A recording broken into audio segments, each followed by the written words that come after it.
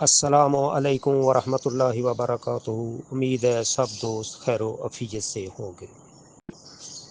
دوستو، آج کا جو وظیفہ بیان کیا جا رہا ہے اس میں اللہ تعالیٰ کی رضا اور قرب حاصل ہوتا ہے۔ نبی اکرم صلی اللہ علیہ وسلم کے پاس ایک شخص حاضر ہوا اور فی زمانہ جو مسائل ہیں وہ سارے کے سارے عرض کیے۔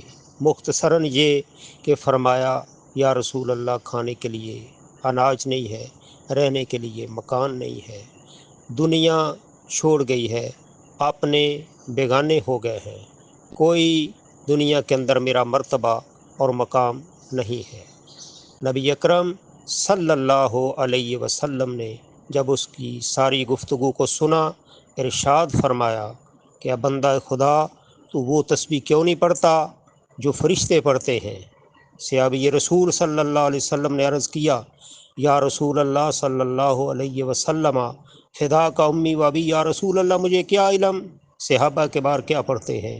نبی علیہ الصلوۃ والسلام نے تعلیم دی، فرمایا کہ جب صبح اٹھ، یہ فجر کے بعد یا فجر سے پہلے اس تسبیح کو پڑھ، سبحان اللہ و بحمدہ، سبحان اللہ العظیم، سبحان اللہ و بحمدہ، سبحان اللہ العظیم۔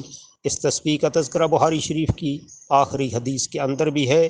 صحابی رسول نے اعتقاد سے یہ وظیفہ پڑھنا شروع کر دیا۔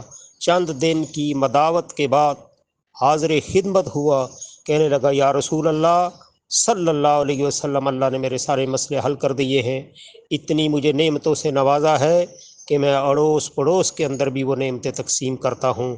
میرے دوستو، یقین کامل کے ساتھ اس وظیفے کو پڑھو، اللہ کمی بیشی معاف فرمائے۔